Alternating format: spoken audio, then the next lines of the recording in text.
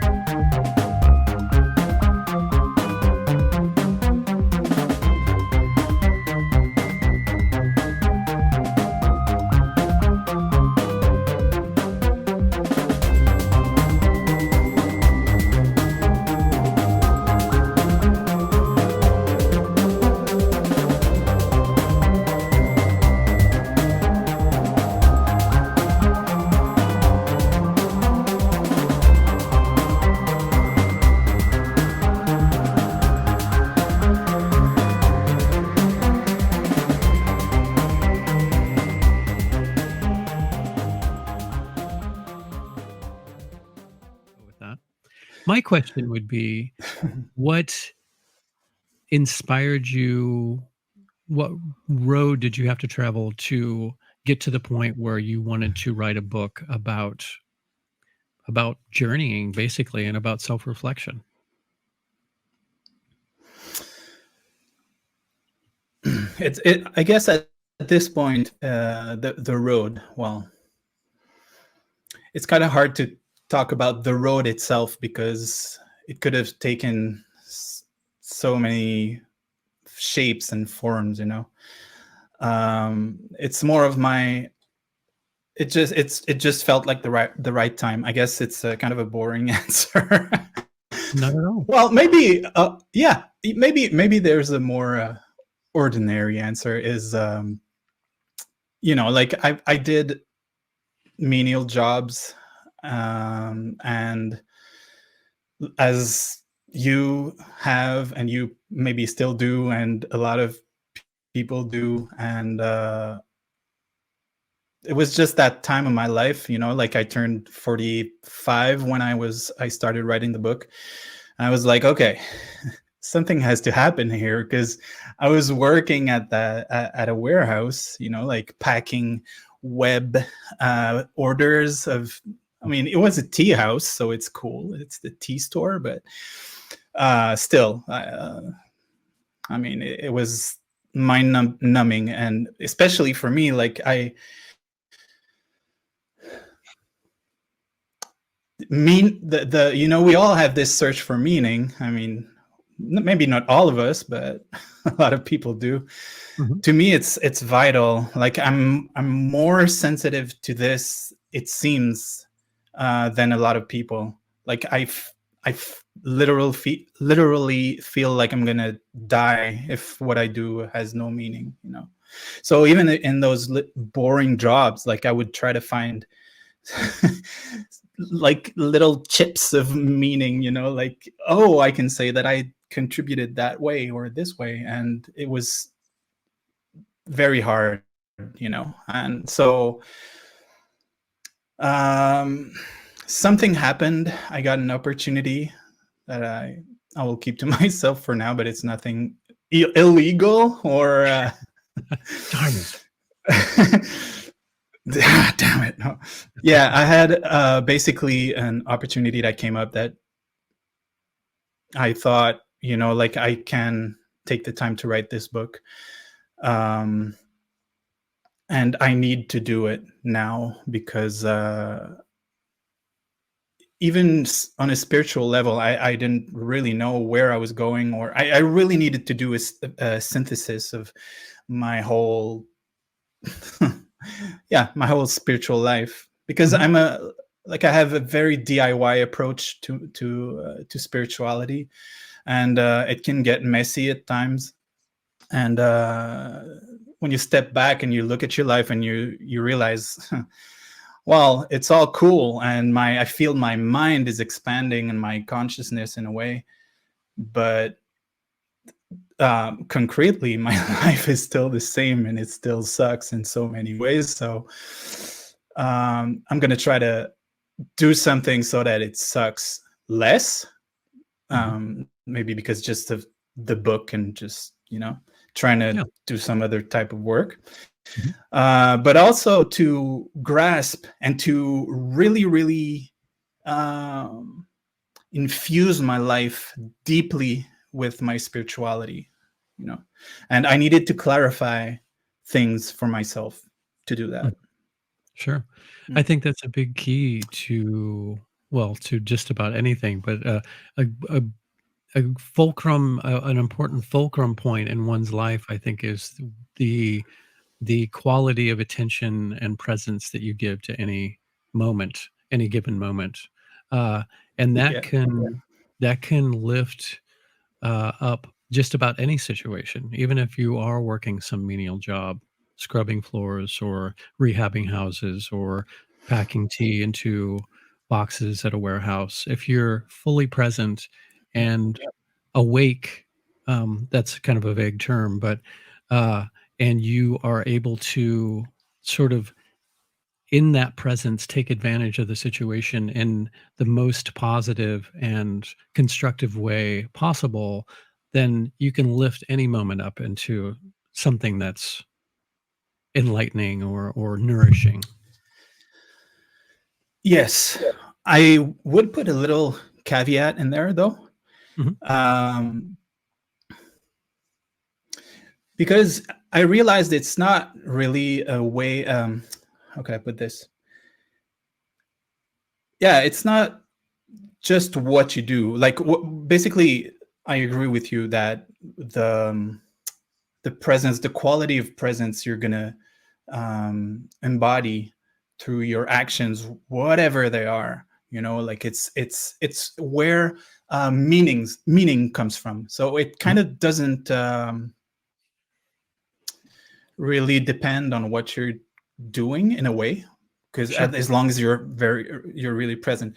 Mhm. But the part that people sometimes put aside is there's a life force trying to express itself through each and every one of us, and this life force um, pushes us naturally towards some things and not towards others. And nowadays we have this idea of like doing a normal job that's not a very noble thing, or look, I should do something with my life or whatever. But like where I was working at the warehouse, there were some people there that were really happy doing that job, and they were Mhm. doing it very well. But it's like they had other things that made their lives uh meaningful. Sure. So it was okay for them to be there. So it's kind of there's a sweet spot, like when you're doing something that um yeah, like whatever you're doing, like I could think, like, oh, I should be a musician. But if my mind's not there, like even if I don't know, someone gave me $1 million and said, okay, take your time, record an album, Mhm. uh if I'm not completely invested in there. And this investment of oneself comes from nature a lot. Like, yeah, I always give the example of plants and trees. They don't really think; they just have this thing that pushes, and they don't have strategies, forethought, or at least I don't think so. Yeah. I'm not a plant. Maybe sometimes, but so like it's um you're right, you're totally right that the quality of presence is important, but for some types of characters uh it's not sufficient. You're gonna if you're not where your life force pushes you to be. I don't like to say it like that because it sounds like an external force, and it's a bit more complex than that. But you're always going to feel dead inside, even though even though, like, I don't know, there are some artists, like they're very popular and very rich, and some of them, they're really not happy, you know. Absolutely. So yeah, That so could be. it's Go ahead, please. go ahead. I was just going to say sometimes that they learn to identify with that suffering and they think that they need it as a source of their creativity. There has to be that friction there for them to have something to reference. And often a lot of people, I mean, I at one point in my life I thought that was the romantic way of going about being an artist, is that you had to Mhm. be tormented, which is a bunch of bullshit. I like it. It took me a while to figure out that I'm much more creative when I'm happy and at peace than I am. You know, sometimes writing a song or drawing a picture or making a painting can get you out of a tight spot when you are suffering. But to have that have to be the centerpiece to your creativity, I think that's not a good precedent to set for yourself, I don't think. Mhm. Well, Yeah, and well, like you said, we all have. I'm sorry. Go ahead. I would just add that I think uh, maybe another perspective is that maybe the intention should be that you are 100% present regardless of the job. So I cleaned houses for many years, but for several years I ran a production company for a very famous studio. And I found that what I applied to both jobs was the same intention, which was that I was going to be present and give 100% of myself. So it wasn't at all about the job, it was who I was in that context. And I think that that is more Yes. important than what the job is. Well, I think you said the key word, who I was, you know, and who you are at a very, very deep level. Um, that's what you not necessarily have to find on an intellectual plane or like a intellectual manner, but okay, well, because I'll take my own example. So one thing that made me think, you know, like, yeah, man, you should write a book, is that maybe you have noticed, Chris, I have a hard time writing short emails. I make a lot of efforts, but like there's always something, that little detail. I'm like, I should probably say that too. It seems important, you know? Yeah. And like you have no idea how much effort I put into writing short emails. um, but yeah, and you know, like if I the, the idea behind finding your true self, or maybe something that could help, is try to see what comes naturally, you know. And but this thing that comes naturally, it can be expressed in many ways, you know. So for example, before I was working at the warehouse, I was working in the store at the tea house. Mhm. And it was this like a specialty tea place, where they have almost just teas. I mean, from the tea plant, not herbal tea. Yeah. And we had about 200 different kinds, you know. And so my days were spent connecting with people. And also it was mainly plain tea, as in there wasn't anything added, Mhm. like fruits or flowers or whatever aromas. So I really had to connect with the clients, you know, when they came in, and to figure out what their needs were,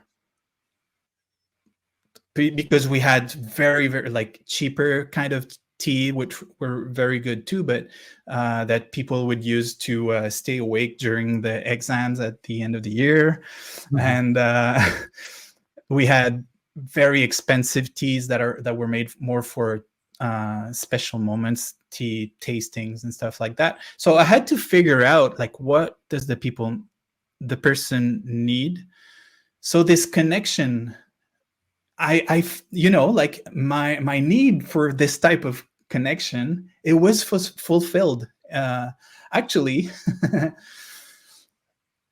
it became unlivable after a while. I had a burnout after 6 years at the store because, the store grew in popularity, so there was less and less time to spend with people. So I had to rush it. I couldn't connect as much. Sure. And I like, I tried to connect with people when there's other people waiting, and I have to navigate all that, try to be quick, but try to still connect. And it drained me out, completely. But, it's an example of me, who I really was, the person who needs to connect with others, to share a deeper experience of things through tea. It's possible, by the way, for people who don't know.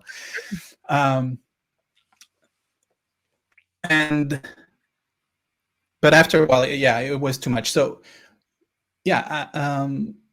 it fulfilled the need for me, and it's the only job I kept for so long. I was able to keep for so long because it was not only fulfilling a need, but like allowing me to be myself in many ways. Not as much as what I'm doing now, like all the spiritual, philosophical stuff I can talk about for days, like I'm sure, like, this conversation we're having right now, like, at the end of it, I could still go on, no problem. So it was about that, like, just realizing that, just coming to terms with that, like, okay, this is where I want to focus my energy. And it's pretty amazing, like, for a guy like me who's always been a procrastinator, and never really going to the end of, my projects and my goals. That's the first thing that I thought, actually, is if I manage to get this book written and published, it means that I've figured something out. And it's even more important for me to communicate it, because a lot of people, who write books and who do the shows and have, like, they're very active, they're not like me. They have this drive, it's natural for them. Yeah. Well, I mean, I don't want to generalize too much, but for a lot of them it is. So they don't even understand my situation, So I thought, if I manage to get out of this loop, I have to talk about it, because I'm sure it could help others too. Absolutely. I think a ghost just entered your room because your door just opened. It's a little black. It's a little black ghost. You're familiar. For sure, like, he was gonna come at one time.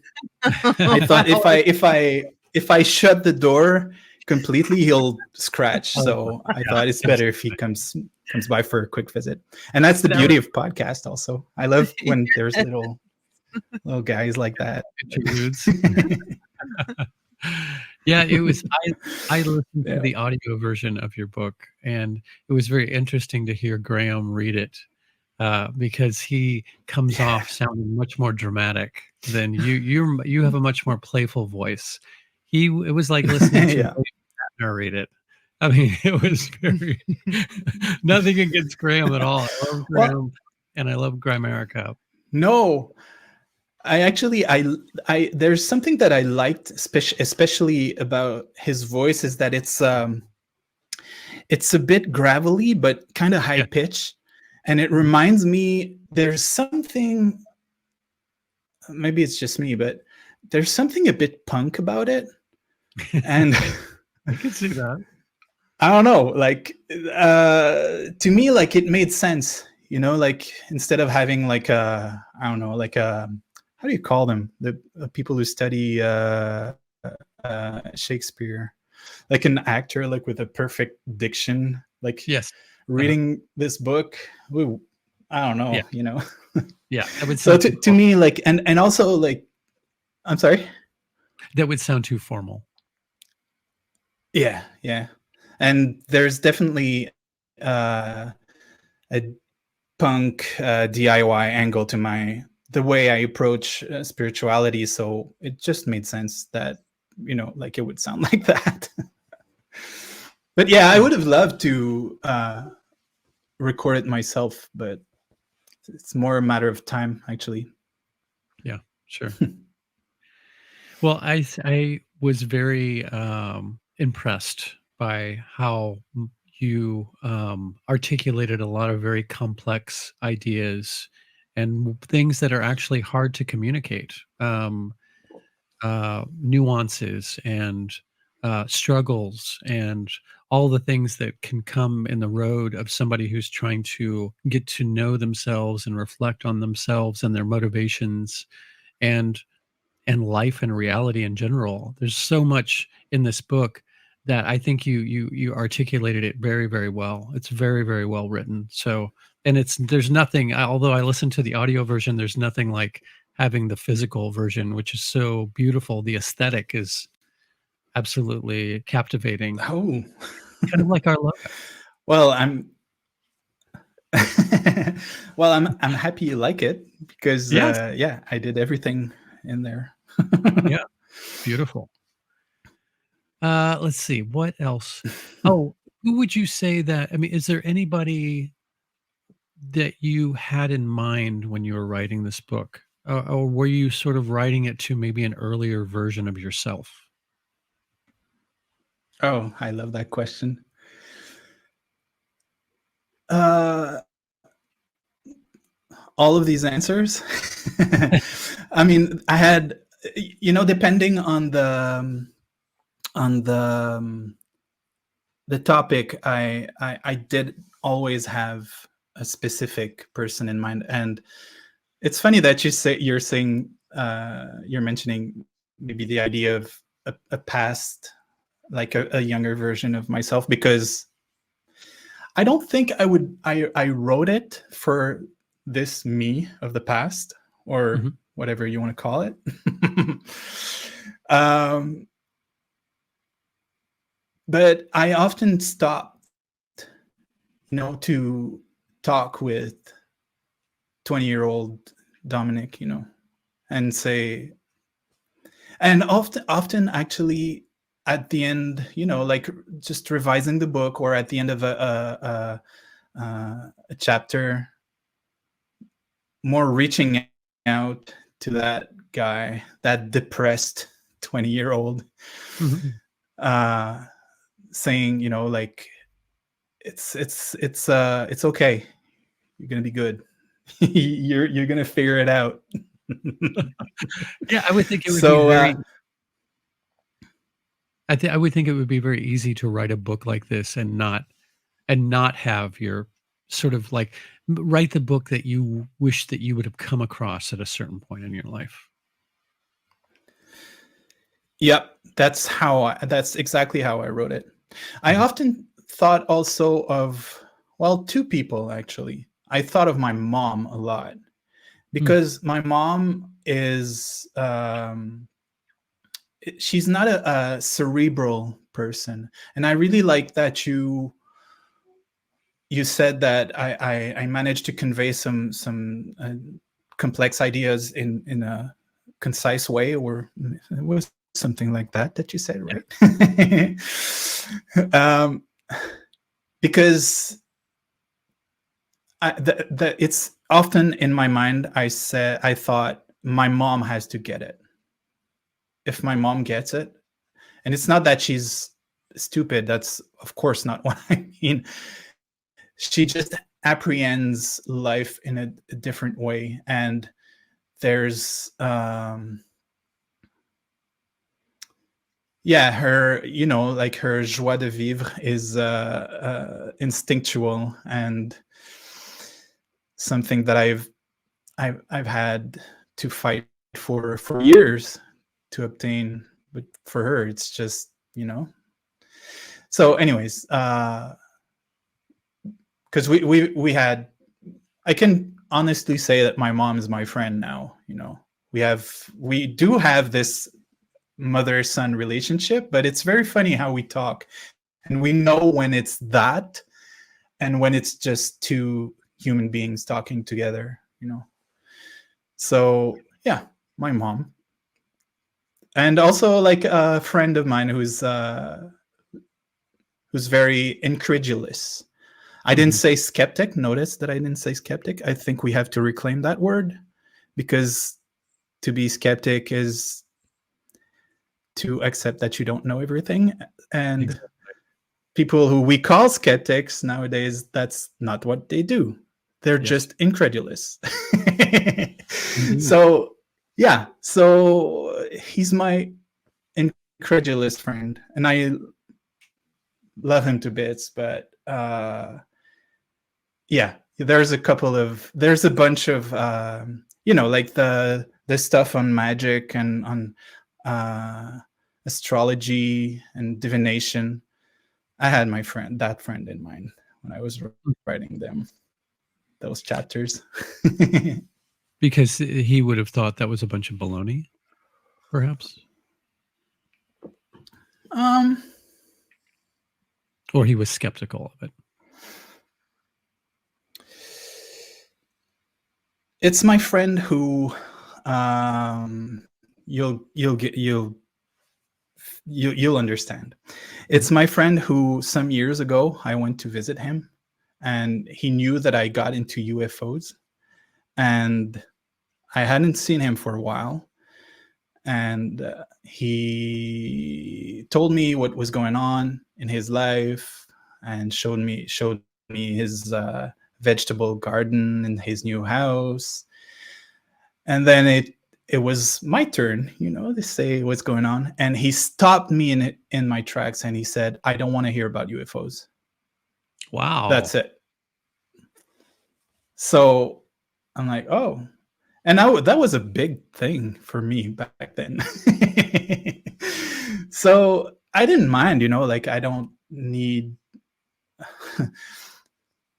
I'm lucky that way. I really don't need people's approval that much. So I didn't really care.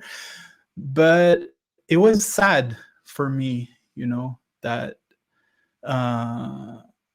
he didn't trust my intelligence enough to think, well, maybe there's something like, but I know now that it's not that, you know, like it's there's people who just, they don't want to know anything. They don't want to take the risk, you know, that maybe they'll end up believing in UFOs or astrology. You know, that's for dumb, uneducated people, you know. Who So writing the book in a way was my occasion to just sit him down and say, "Shut up! I'm just gonna go," you know, like from the beginning to the end of my idea, and then you can tell me what you think. He did buy my book, though. Cool. Haven't talked about it yet, but yeah. Yeah, I have a friend. I can totally relate to that. I have a very, very old friend that I've known since the late-ish 80s, and we used to have a whole lot in common. He used to be a very open-minded person, and maybe he still is. Maybe he's better at masking it these days. I don't know, but we used to have a lot in common, a lot of overlaps, a lot of similar interests. We both listened to psychic TV. We're in the Temple of Psychic Youth together, into you know, exploring ideas about chaos magic and tons of stuff. And then we kind of parted ways, not necessarily consciously or intently, for several years. And then I kind of stumbled upon him on Facebook and kind of reconnected with him. And what we reconnected over was more like Sam Harris and Jordan Peterson and those kinds of people, but not in the same sort of esoteric metaphysical things that we connected over before. And as we got to sort of be reacquainted with one another, I realized that he was not into any of that stuff at all. And he kind of wrote that part of his life off, or at least that's the way it came off to me, as something sort of lascivious and like that was kind of silly to get into all of that stuff. And so I sensed a sense of a sort of cynicism about him, which I do not share at all. And I really have a kind of a knee-jerk reaction to people who I feel are cynical or who have hardened, and who are closed-minded. I don't ask for agreement. I don't ask for people to be like-minded. I crave open-minded people, open-minded conversations. And I didn't feel like that was something that we shared anymore. And that was kind of sad, like we used to have that spark and that connection, and we could have these great conversations for hours and hours at a time. And that stuff just wasn't there anymore. He would, inevitably start talking about something that he'd saw on CNN because he has it playing constantly in his house while he's pulling bongs all day long. So I know exactly what you mean.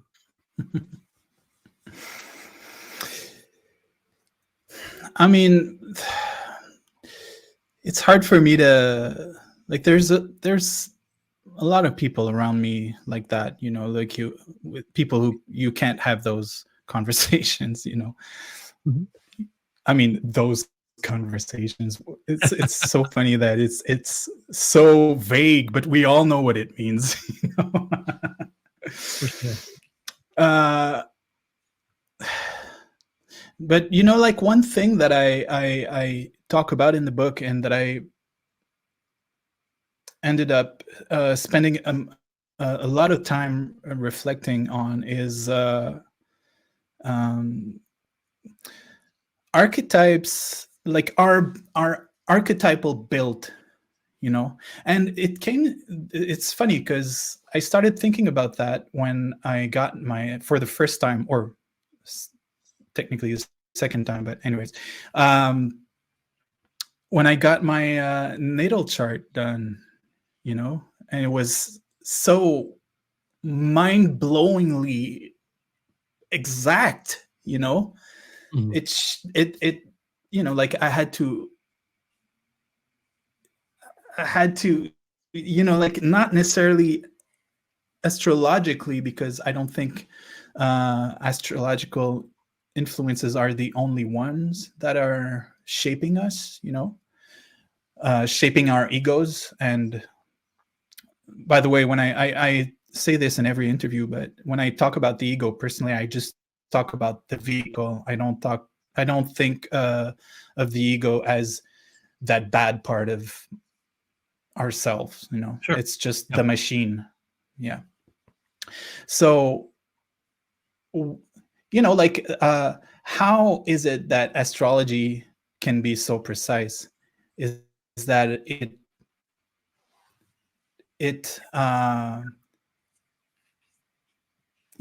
gave the first, I'm going to talk out of my ass right now, but anyways, it kind of gives the first impulse, archetypal impulse to our vehicle, whether it's our emotional body, or our intellectual body, or our physical body is part of our ego, from my definition of it.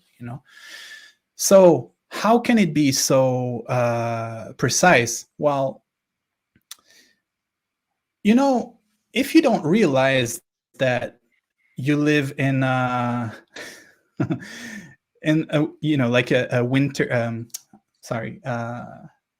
probably people have realized by now that English is not my first language. So I'm just looking for the words. Yeah, take your time. So if you live in in the South Pole, and you don't know that there's like summertime, like with sun and and tropical climate anywhere, you think that that's just your life, So one day you see a picture of a guy like surfing, and you're like, what the hell is that, So the way I see it is, and I did name, I think, the chapter on astrology, like the weather, archetypal weather, or something like that. Yeah. And like you'll blame life or circumstances if you've never surfed and you've lived all your life in Antarctica, But if you know that it's where you were born. And I don't know if I'm clear now, but when you're born in in a specific archetypal built, there's things that they will be extremely hard for you to do, and I'm not really talking about horoscope or prediction or I'm really focused on the what happened astrologically when at birth, But even if you don't believe in that, you don't have to believe in astrology or whatever. We're all built on different sets of archetypes. It's undeniable, So all this to come back to our friends who, have difficulties with certain subjects. In a way, I know that my friend is not built for those conversations. And it's not because he's not conscious enough, or, there's certain parts of reality that it's too hard for him to grasp. Mm-hmm. Just as there's certain parts of reality that are too hard for me to grasp. Sure. I see how this guy lives his life. I'm like, how the hell? I was going to say, how the hell can you do that? How the hell is a human being able to do that? But it's more than that. It's like, why would you even want to do that? Like work all the time and have like a huge family and stuff. Like I would die like in 2 weeks, like in that situation. Like it would be too hard for me, Well, maybe not, but we adapt and we, Indeed. But maybe it's a I don't know how good I'm explaining all this, but this ability to step back and to look at life, even forgetting that you yourself are a human being, like to step out of your vehicle, not your ego, as in step out of the bad thoughts and even step out of the good ones, just step out and look. Well, I say just step out as if that's easy, but this ability, like it can provide a certain calmness when kind of reflecting on, those people who are different than us, who we have a hard time connecting with, or events in the world that seem so absurd, this stepping out, this, becoming alien. It's something that has brought me great peace.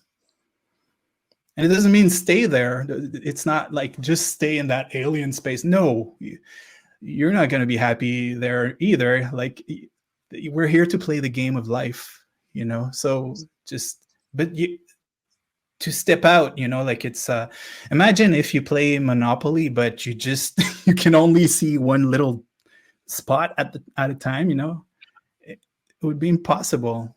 It would be really hard. But if you can step outside of it, you can play the game a bit better, I think. You mean like zoom out in order so you can see the bigger picture, the bigger context? Yeah. Mhm. Zoom out. Well, again, I don't want to make it sound as if that's an easy thing to do, but yeah, stepping out of space-time, but really, really step even outside the ego and the vehicle, which is made of time, actually. Stepping outside of it. There's even well, to me, like my experience is even the craziest shit that happens on this planet, it's really, really stepping out of the game. Sometimes you look at it and you just understand, oh, that's why it's going on. It's the waves, I see why we're on the verge of dropping into totalitarianism and stuff like that. It's like, oh yeah, it's time for that. It sucks, and I don't want it to happen, but also it has happened. Some people have fought it. Maybe it's a good thing to do. I don't know. But at the very least, just looking at all this from like just not from a human standpoint, at the very least, it can help us just relax a bit, I don't know, like it's something that really bugs me when people in spirituality, they say things like, oh, you just have to let go, or let go of this feeling, or you have to stop thinking so much, or it's like, oh man, are you fucking kidding me? It's as if it's easy. It's never easy. I mean, even like like the masters in the mountains, like they overthink sometimes also, like there's no superhuman, like, I don't know. I'm sorry, I'm kind of going on a rant now, but Rant away. yeah, I don't even know where I was going with that. Oh yeah, I know. No. Yeah, this making it sound easy is very annoying to me. Mm-hmm. The just let go, or oh, you just have to.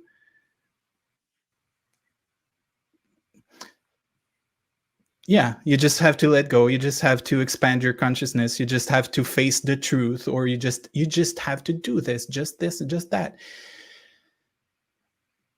And I don't know if what's more annoying is people saying that or people buying that, like it's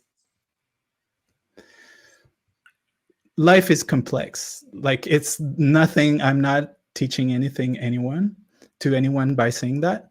And that's why I think, to come back to the book, that self-knowledge is so important, because you're the only one who can understand what you have to let go of, what you have to feed, to make grow, to kill within yourself. And if it's an easy thing to do or not, it's for you to understand for yourself, because you're the only one who can know how your vehicle works. I don't know if I'm making sense. No, that totally makes sense. I think that's the mistake that people make sometimes, especially when they write books or they have a seminar or they've figured out the magic set of steps or rituals to accomplish something, is that those things may have worked for that person, But just like saying that everybody must have the same diet and you will then be healthy, that's ridiculous. Everybody has a different biome. Everybody has a different spiritual ecosystem. Everybody is completely individual. So maybe, you know, that's why I think it's a good idea to take bits and pieces from different places, is that you have to put something together that makes sense for you. Um, but I think that's the mistake, and you don't make that mistake in your book. You don't say this is what you need to do, follow these steps, and it'll work. You're just presenting ideas. You're presenting questions, and you constantly remind the reader that you are not there to provide any answers. You're there to just provide bits and pieces of your own experience and your own insights, and the reader then can choose to take or leave that, and maybe glean something that might help them on their way. Precisely. I mean, I I don't know if I wrote it. I think so. That I tried to. I didn't say that I succeeded, but I tried to put the book between the reader, or rather, I tried to put the reader between pure potential and the first formation of an idea or a desire or an opinion. Just push people to be inquisitive enough to put their focus, their lens, their consciousness to me is kind of a lens, basically. And to put it there, I titled a section of the book "Dark Side of the Moon" because I made it was a reference to the cover of the Pink Floyd album. So to put your focal point within that crystal, when pure light turns into colors, but it's a representation of the archetypes also, that's the way I see it. It's the first form, like put your consciousness there and observe how an idea forms within yourself. And then, well, that's kind of the punch of the book, like when you do this exercise and you manage to have some success doing that, sometimes you can turn the lens back to yourself and you think, but who's that looking, and then something gets revealed that I can't really put into words, and I hope the readers will get there, well, if they want to. But yeah, I mean, I don't know where I was going with that, but You have anything to add, my dear? I can't imagine that you don't. I think that the generational thing that I see happening right now is the difference in a work ethic. I think that in previous generations, there was this idea that with hard work would come inspiration. And now I see a lot of maybe this younger generation kind of sitting back and waiting to be inspired to then do the work. So I think that the challenge is that sometimes you have to do these menial things that we're talking about in order to maybe create space for inspiration. Do you think that part of this kind of laborious perspective of being on top of the mountain and still having the monkey mind kind kind of activated, that there's this idea that you have to have some certain degree of stillness in order to find uh, your creativity. Like, where does that live for you? Mhm. I've thought about that a lot because I was trying to make my book as universal as possible, you know, and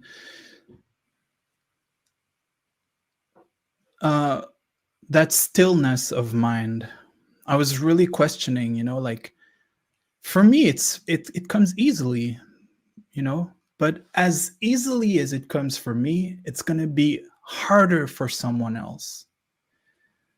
And I kind of touch on that in the chapter on meditation, because I kind of take the word meditation and I split it apart, you know. So to be in full presence to me is more significant, in a way more, I don't want to say important, but I'll say that for now, than doing this, reaching this state of mind by in a specific way, you know.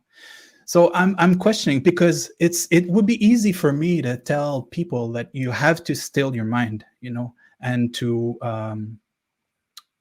really see who you are. But I can only imagine that for some people, it's not how it works. They will figure out who they are. And I don't want to stray away too much from your question, because we're talking about generations. But for some people, it's going to be being active and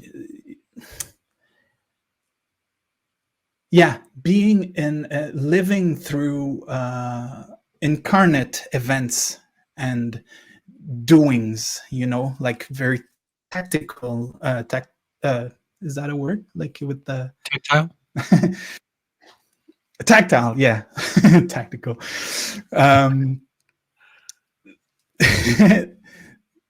This is how meaning inhabits them, you know. That's how they're gonna become the nature's impulse. It's through that, you know. So I'm not big on the you have to do this and you have to do that, you know. The only thing that I couldn't get rid of in the book is you have to be willing to be, you got to have the will to be extremely sincere with yourself, like brutally sincere. That's the only thing that and to make a bit of make time for it, you know, to kind of reflect sometimes and do it in the way you prefer. That's the only thing I couldn't get rid of. But then, you know, like,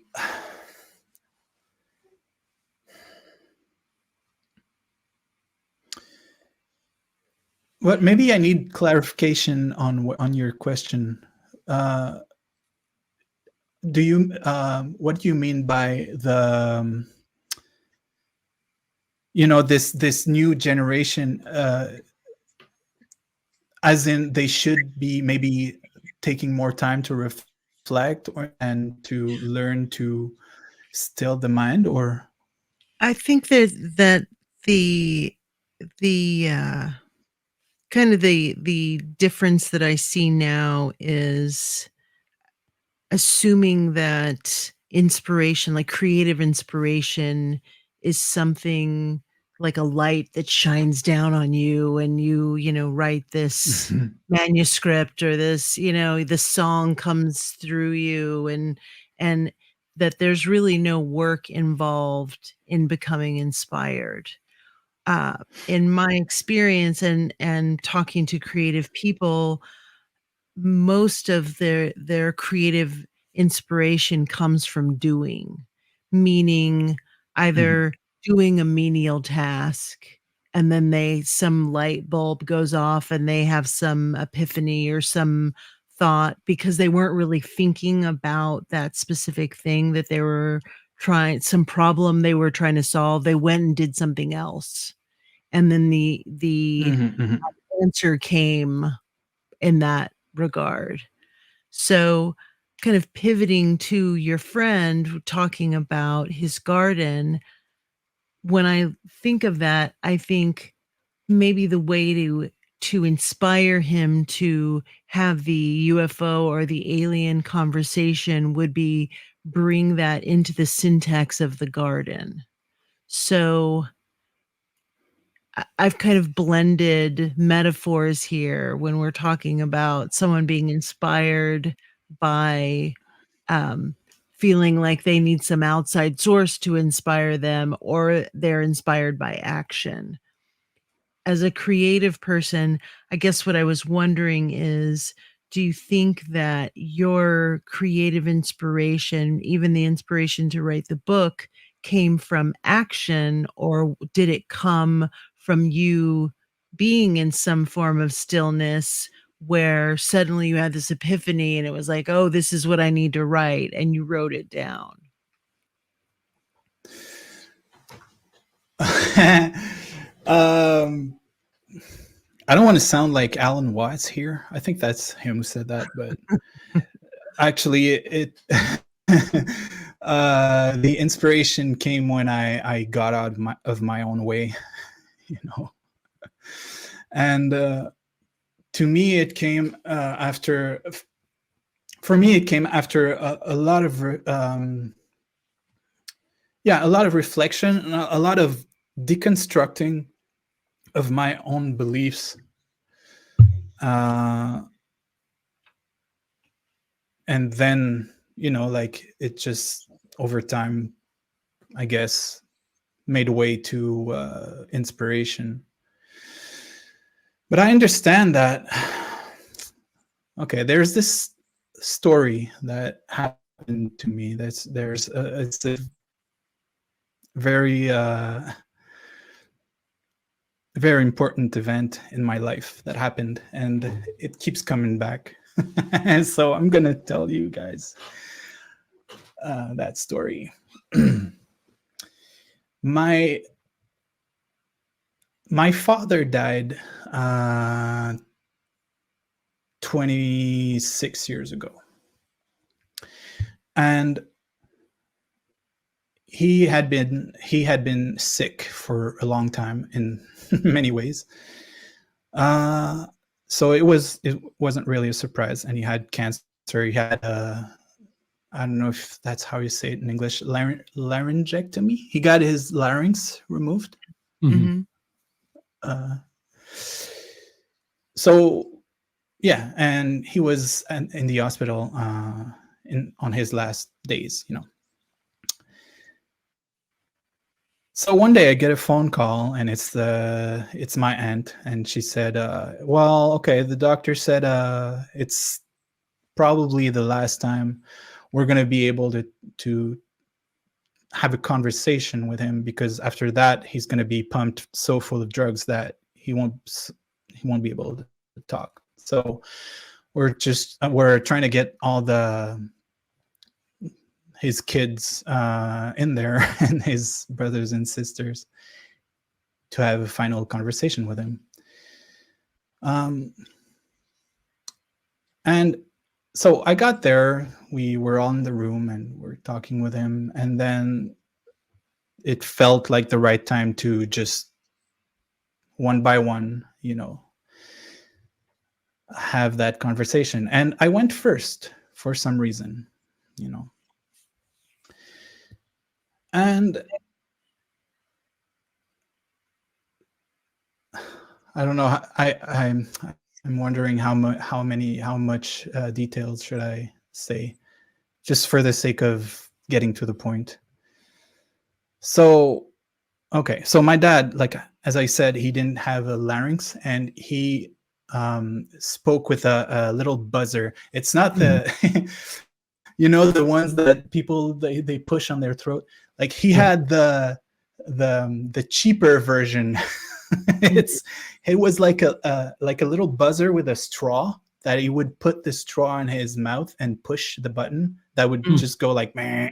And with the movement of his mouth, it would produce more or less vowels, And I had lived with him for alone with him for 2.5 years, a bit before, so I was really used to hear him talk with this. And actually sometimes he wouldn't use it when we were just it was just the two of us, so I learned how to read on his lips.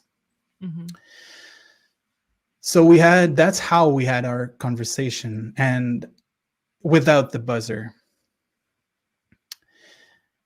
And he said, well, it's not really important what he said. Just last words, But then something really, I'm going to say magical, happened. And I've never heard anyone tell a story like that. I'm sure I'm not the only one who's lived that. But anyways,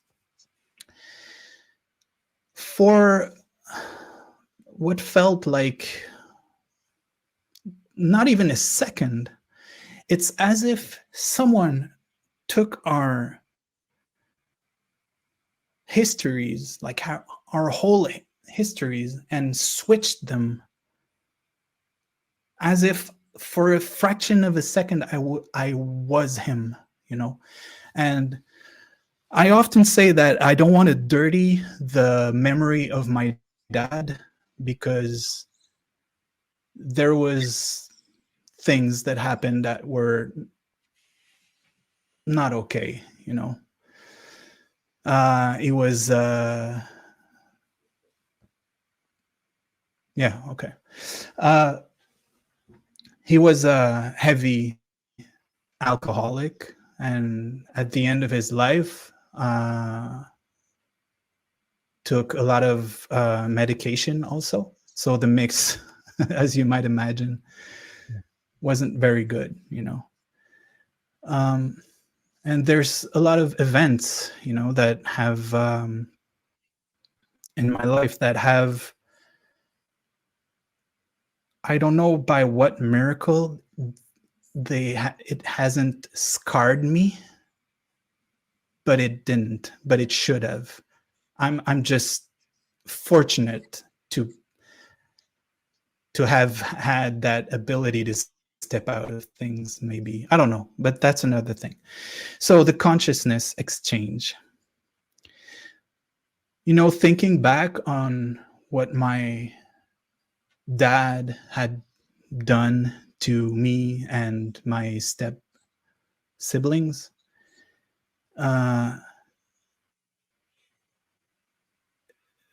instantly I I understood, I just understood deeply there. It's not even how do you say pardon? Forgiving. It's like, am I going to forgive the sky because it rains, or forgive the cat because he bit me, or, like, it's just things that happen. And to me, like, in that moment, it was like, oh, okay, I get it. Not only do I understand what drove him to act in the way that he did, but I'm pretty sure that if I had the exact same archetypal built that I keep saying,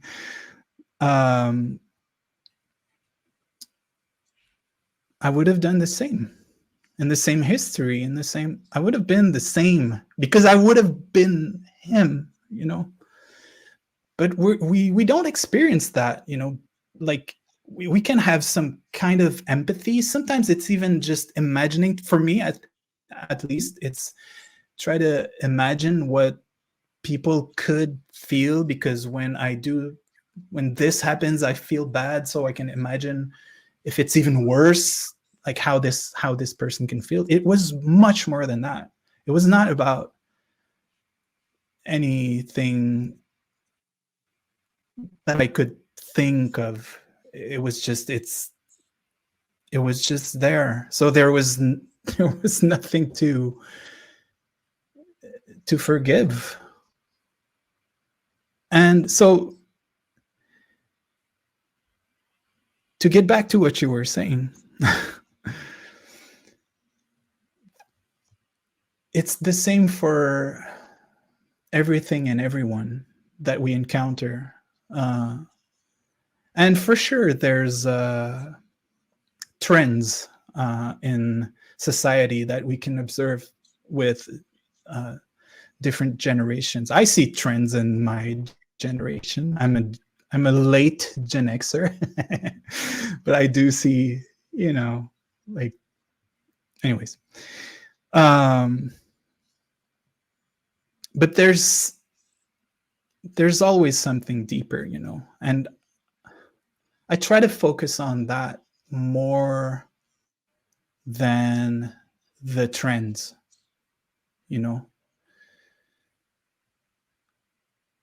not because it's better to do that or to act that way, or I'm just answering maybe to give people and you guys an idea of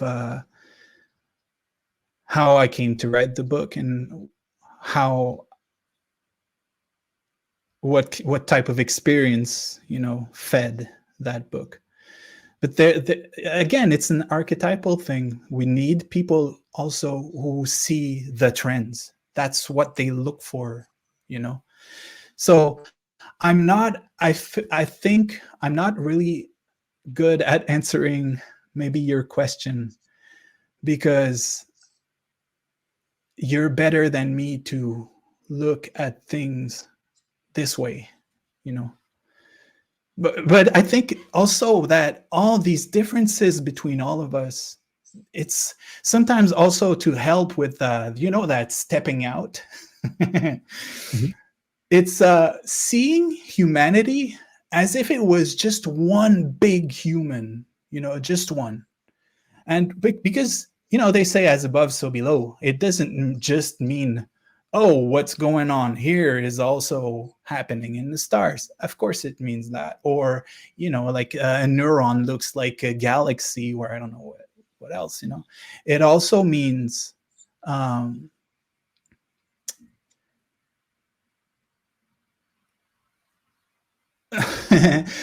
it also means what's within us is also within. It's a reflection of what's in this big human, and we all have those little voices and little internal humans who don't agree, who sometimes even hate each other, like within ourselves, so we need these people, the people who don't see the way things we see them, for the sake of the big human,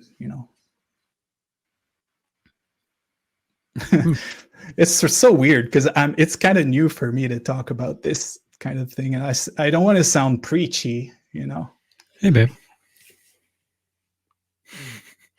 Isn't that a pretty cover? It is a pretty cover, and it kind of goes with my skin tone right now. I'm looking a little pink, and plus this too. Yes, exactly. Color coordinated. Yeah. And something bit me when I was on my walk.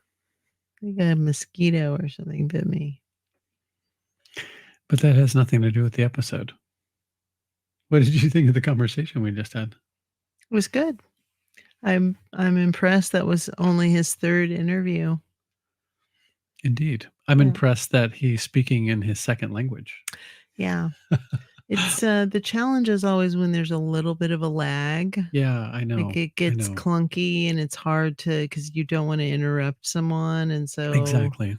the timing you have to kind of let there be some dead air. Completely throws everything off.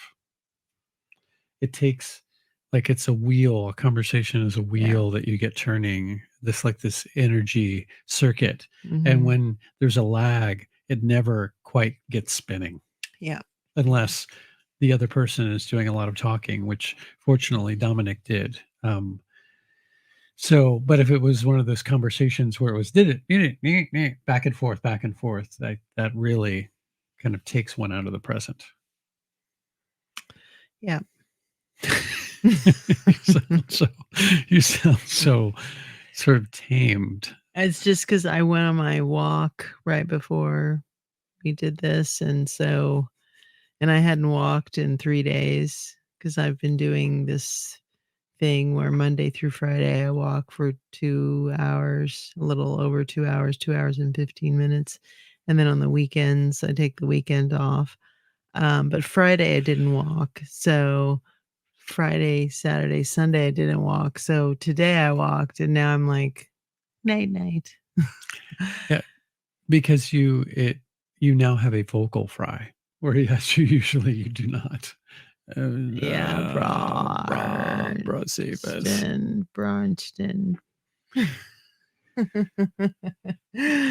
You, Yeah, it was good. It Yeah. was very good. it was good. I was sleepy, so that was hard for me because I felt like I wasn't giving 100% of my, and he has a very calming voice, so I was like, Yes. now you're putting me to sleep. Certainly not the subject matter, but just my physical state was kind of drawing me out of it. The kitty helped. I like the kitty. I wonder what the kitty's name is. I want to know more deets about the kitty. I don't know, but we know how to contact him. So, And I wanted to tell Dominic that the kitty's probably in charge. in charge of Him. Like at one point he said, like, humans aren't in charge. I wanted to say that cat's in charge. I can tell you, I got one good look in that cat's eyes, and that cat knows what's going on. well, that cat trained him to keep his door open. So Clearly. that's a start. Exactly. That's the way animals work. Like your dachshunds have you completely trained. That's a fact. Yes. And I've embraced that, and I'm readily able to admit that. I'm good That's with the first it. step. Yeah. Yeah, I'm It's a with good it. thing that you're good with it. I know you love that role, actually. I love them, so Yes. I'm steward of their life and here to make their world peaceful and as enjoyable as I possibly can. And I feel that animals give us the capacity to be humbled and to understand what a tiny little role we have on this earth. Yeah. I don't want to get into the dog discussion, but where this inevitably always leads.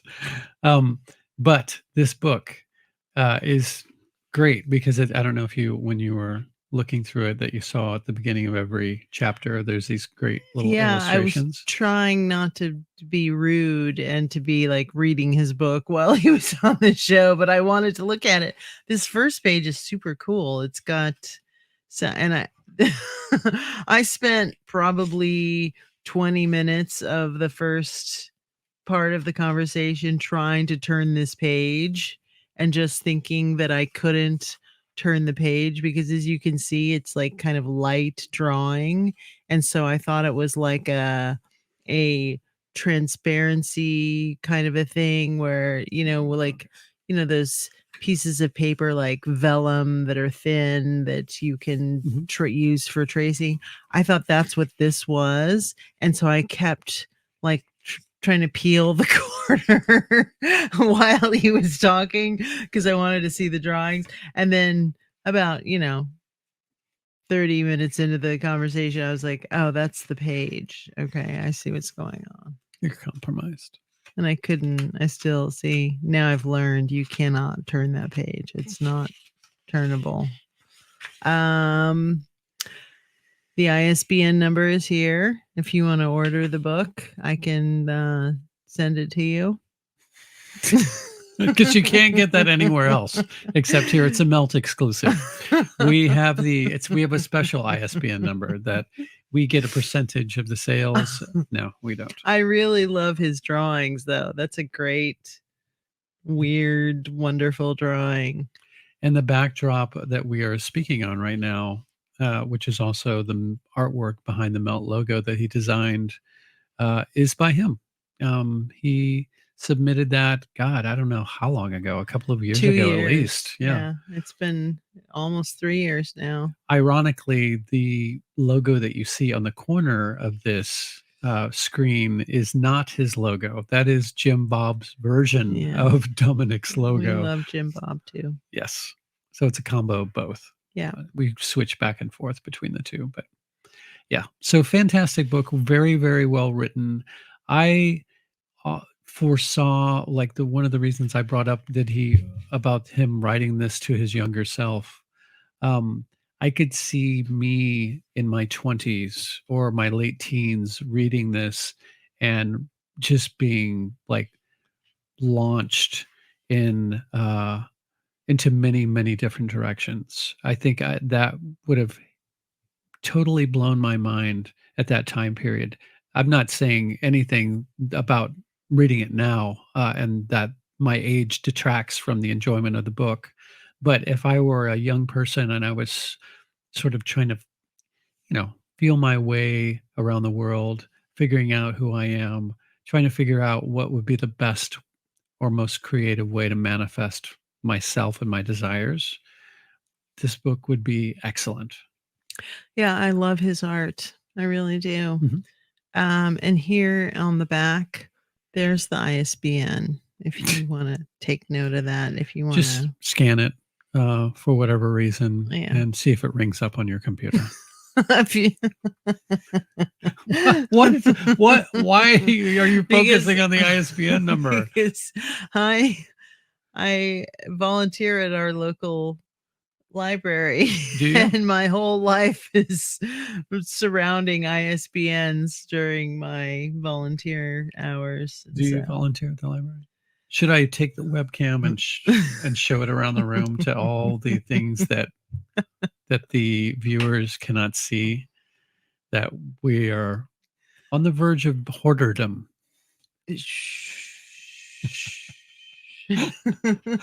Let's not go there.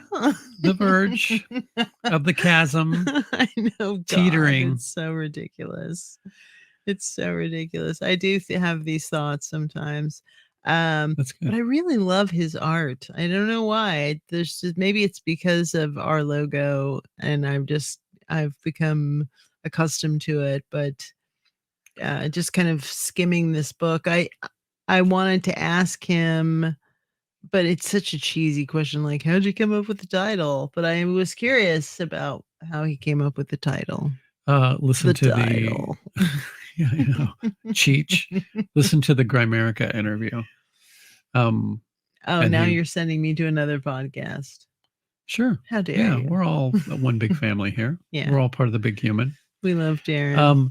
You should check out his Instagram page because he posts some of his artwork there. It's really fantastic. I think I follow him on Instagram. I'm not on Instagram. I'm not sure. I feel like I do. Okay. I know he follows the Melt because for sure I've seen his posts. Yeah. Okay. Perhaps we'll spare you since we're not in the most articulate states of mind right now. We're both compromised. I feel drowsy too. So I think I'm still hungover from the sugar indulgence of this last weekend. We went to the Renaissance Festival and here in our local area and had probably the worst fish and chips I've ever had in my life. And I'm probably more hungover from the seed oil they used than anything. Oh, fish and chip shaped objects, I think. I'm not sure if there was any fish in there. It was like fish and shit. Well, chips is another word for shit, really. Like buffalo chips. Go around the outside.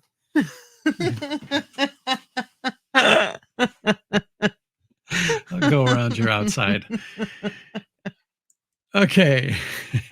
This is deteriorated. Before we descend any further. Way beyond any interviews that we've ever done. Yes.